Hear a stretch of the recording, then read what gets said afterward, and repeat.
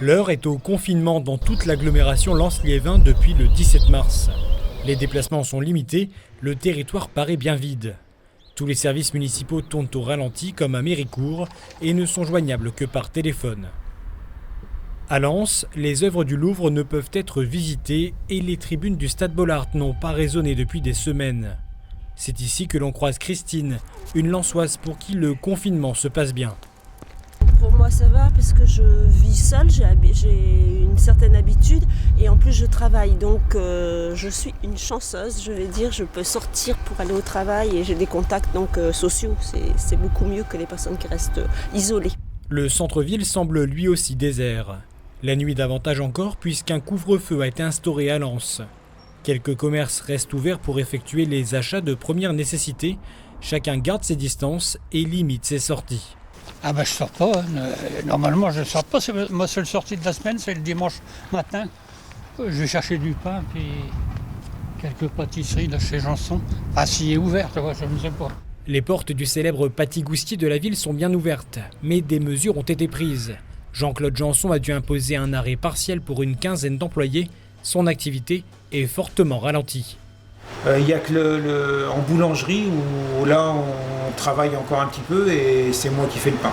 Tous les matins, je démarre à 3h du matin et c'est moi qui fabrique le pain. On n'a plus de plongeuse, donc c'est moi qui fais la vaisselle. Donc je fais tous les postes, quoi. Sur le chiffre d'affaires et l'activité économique de la société Janson, on est à moins 90% de chiffre d'affaires. Puisqu'on a 4 établissements qui sont répartis sur Béthune et Lens. Et sur les 4 établissements, il y en a 3 qui sont totalement fermés. Du côté de Liévin, la ville est quasiment vide.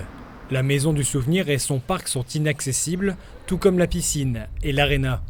Quelques voisins tentent de passer un peu de temps dehors et s'occupent comme ils le peuvent.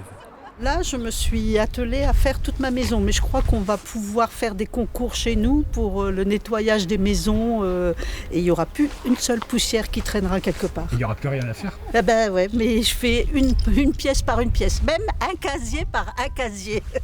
Dernière halte dans l'agglomération confinée sur les hauteurs d'Ablain-Saint-Nazaire, avec ses monuments historiques laissés seuls. Il n'y a que ces 2 marcheurs pour en profiter. Habitant à Blanc, on connaît les endroits où on peut vraiment se promener tranquillement, où il n'y a pratiquement pas de voiture qui passe, tout ça. Bon, puis étant en garde d'honneur, ça me fait plaisir de voir la tour lanterne, la basilique, tout ça, bien qu'on ne peut pas y rentrer actuellement.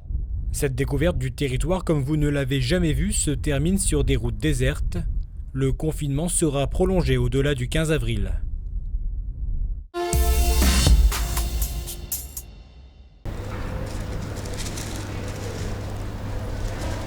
Afin de lutter au mieux contre la propagation de l'épidémie du coronavirus, le gouvernement avait décrété d'interdire les marchés de plein air et marchés couverts. Mais sur dérogation préfectorale délivrée aux communes qui en faisaient la demande, certains marchés ont donc pu réouvrir progressivement, comme ici à Liévin et son marché couvert. Là, il est ouvert depuis mardi dernier. Nous avons fermé le mercredi d'avant pour avoir une dérogation du préfet pour la réouverture du marché couvert. Et mardi dernier, nous avons mis les consignes en place, nous avons mis des barrières, des flèches, avec un sens de circulation, une entrée, une sortie, avec 2 points avec l'hydro, une en entrée et une à la sortie. Les gens, ils aiment bien leur poids, leur marché couvert. Nous avons pas mal de personnes âgées dans le secteur Place Gambetta, centre-ville, et les commerces de proximité, de bouche, je parle.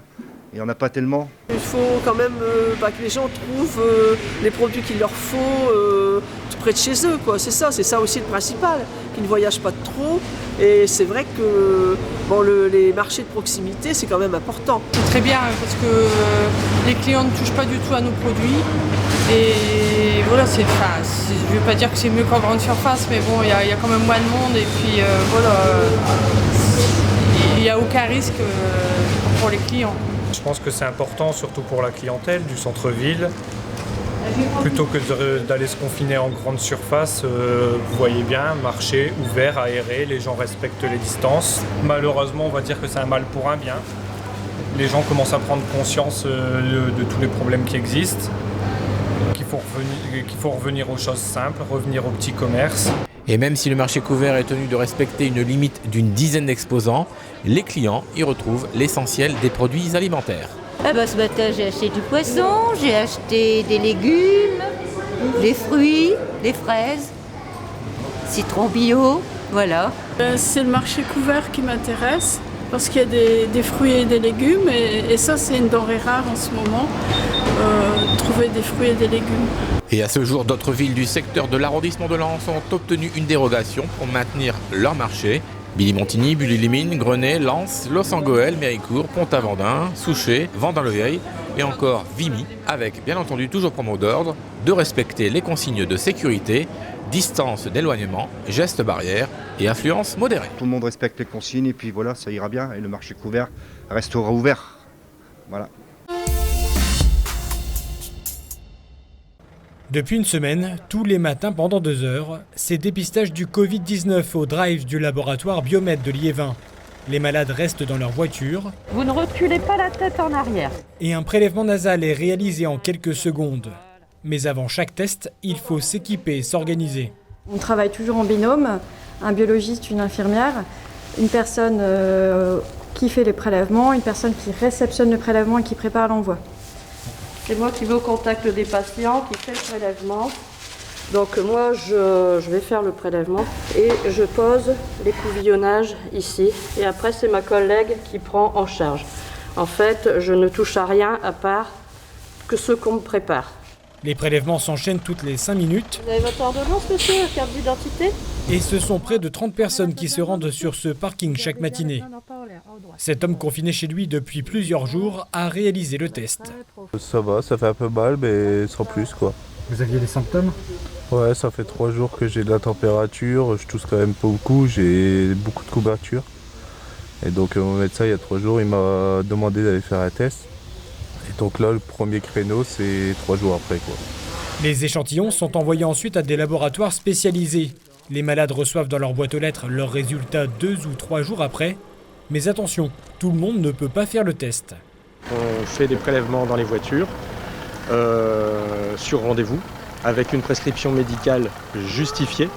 Donc il faut une ordonnance, il faut que le médecin indique les symptômes. Les équipes ont encore des gants, des masques, des blouses, mais pourraient être dans les prochaines semaines en manque de matériel de prélèvement. Le laboratoire espère pouvoir réaliser bientôt également des tests sanguins.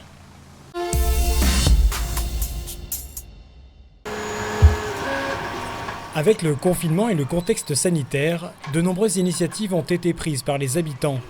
Louis, originaire de Méricourt, a décidé d'utiliser ses imprimantes 3D pour fabriquer des visières de protection. Là, j'imprime des visières pour une EHPAD. Ça consiste à imprimer une structure sur laquelle on met une feuille de papier transparent. Et ça a pour vocation de protéger contre les postillons, les éclaboussures. Chaque heure, une visière sort de ces machines et Louis en a déjà assemblé plus de 300. Avec d'autres bénévoles, il coordonne la production sur les réseaux sociaux et suit un processus de fabrication particulier. Alors on a la matière première qui est ici sous forme de bobine. C'est du plastique en forme de filament d'un diamètre de 1,75 mm. Elle est acheminée dans cette partie-là qu'on appelle l'extrudeur qui va venir pousser le filament. Louis fait tout lui-même avec ses 2 imprimantes et sur ses propres deniers. Il risque de rencontrer bientôt quelques difficultés pour continuer à produire. Je commence à avoir des difficultés à m'en faire livrer. Regardez celle-là. Cette bobine-là, je l'ai commencée hier. Et donc elle est déjà presque finie. Et pour se les faire livrer, là ça commence à être difficile. Il compte donc sur les habitants pour récupérer des feuilles plastiques ainsi que du filament.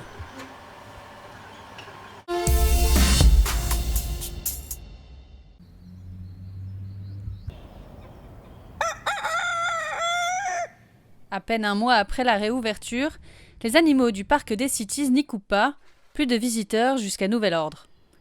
Des allées désertes, un effectif réduit. Avec les mesures de confinement, les soigneurs animaliers continuent de s'occuper de leurs 350 pensionnaires. Depuis le début du confinement, nous on n'a pas trop changé de méthode de travail, à part le fait qu'on n'est plus que 2 au lieu d'être une dizaine. Donc on fait des roulements pour pas se croiser et pour pouvoir travailler et s'il y a une équipe qui tombe malade, qu'ils puissent remplacer l'autre. Un quotidien inchangé, comme nettoyer les enclos, s'accorder quelques moments privilégiés et préparer les rations. Et là on prépare les rations pour l'âne. Les granulés. Et après tout ce qui est découpe de fruits qui se passe là-bas. Nourrissage, mais c'est aussi la période de reproduction pour certaines espèces. Alors ça c'est les œufs de la calopsite qui étaient dessous et qu'on a découvert qu'elle avait fait un nid. Normalement ils font les nids plutôt là-haut. Et là on a découvert qu'elle avait fait un nid sous le tronc. Elle n'a pas commencé à couver apparemment. Depuis qu'on est confiné, oui, on a eu les petites bernaches Hawaï. Et là, ils sont tous là-bas. Donc, ah, là ça commence. Ça pond. Avec le retour des beaux jours, le parc espère rouvrir très vite au public de l'agglomération de Lens-Liévin.